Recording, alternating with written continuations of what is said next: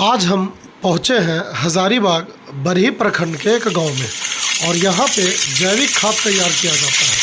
और देख के बड़ा ताज्जुब होता है कि हमारे सुदूरवर्ती गांवों में अब जैविक खाद बनाने की प्रक्रिया शुरू कर दी गई है। अब कई कंपनियां कृषकों को इस तरह के कार्य के लिए प्रोत्साहन राशि भी उपलब्ध करा रही है। और जैसा कि आप लोगों को पता है कि भारत के प्रधानमंत्री का भी बार बार संबोधन में वर्मी कंपोस्ट या जैविक खाद के बारे में जिक्र होते रहता है।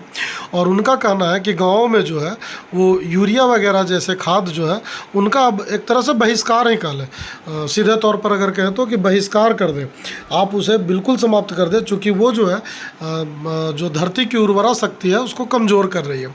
और अब ये देखें, जो ताबूद, ग्रामीण भाषा में इसे कहें ताबूद आकार का दिख रहा है, ये मज़दूर जो है ये गोबर को उस ताबूद, उसको हम प्लास्टिक का थैला कहते हैं, समझाने के लिए हम आपको एक तरह से कह रहे हैं कि वो ताबूत के आकार का, तो ताबूत वो प्लास्टिक का जो थैला है, इसमें देखिए पूरा गोबर मजदूर के द्वारा भरा जा रहा है।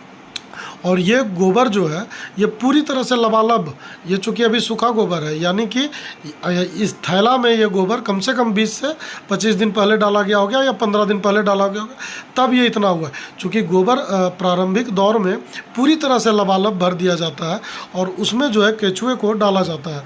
और केचुए का जो आपको पता है कि केचुए इस गोबर को खाते हैं और खाने के बाद केचुए अपना जो मल त्याग करते हैं वही जो है हम लोग जैविक खाद के रूप में हासिल करते हैं।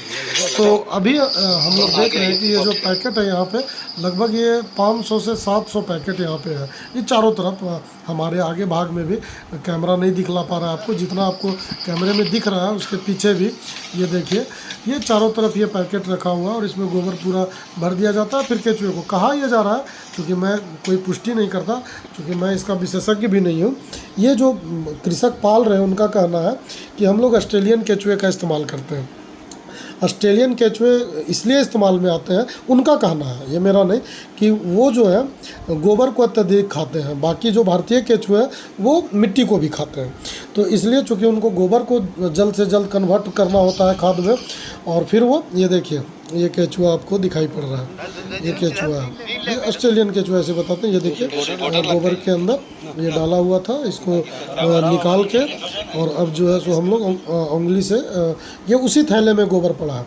और आपको पता है कि केचुआ जो है निचली सतह में जाके गोबर को खाता है, और सबसे अच्छी बात यह है कि ऊपरी सतह पे मल त्याग करता है, यानी ऊपरी सतह धीरे धीरे भुरभुरा होते चला जाएगा।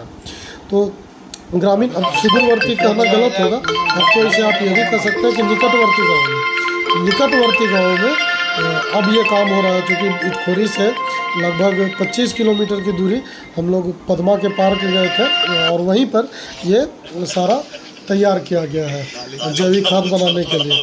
और कंपनी इसके लिए काफ़ी प्रोत्साहन दे रही है। अच्छा, जैविक खाद बनाने से 2-3 फायदे भी हैं। ये देखिए, यहीं पे आपको देखेंगे आम के बगीचे दिख रहे हैं, आगे आपको धान का खेती दिखेगा, और धान के खेती में जो देखिए ये जो फल लहला रहे हैं, ये कितने मोती की तरह से है। जो कहता है मेरे देश की धरती सोना उगले, तो ये देखिए, ये वर्मी किसान का कहना है कि यहाँ पे हम लोग उसी खाद, जाहिर सी बात है जब वो ये खाद का उपयोग कर रहे हैं तो यहाँ पे अपना ही खाद लगाएंगे। और गोबर वो कहाँ से लाते हैं, तो उसके लिए उन्होंने क्या किया है, गौ पालन भी खुद से किया है। आप आगे देखेंगे कि गाय, सोलर युक्त पानी के लिए उन्होंने सोलर युक्त लाइट की व्यवस्था रखी है, सोलर युक्त मोटर की व्यवस्था रखी है, और इस तरह से वो पूरा इसका प्रचार प्रसार कर रहे हैं और लोगों को जोड़ रहे हैं। सबसे बड़ी बात है कि 10 से 15 मजदूर को यहाँ काम मिले हुए, प्लस ये पैकेट कंपनी खुद से खरीद लेती है।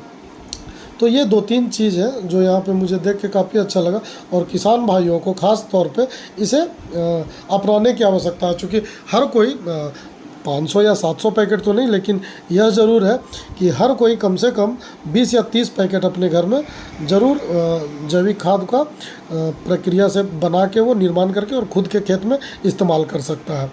धन्यवाद।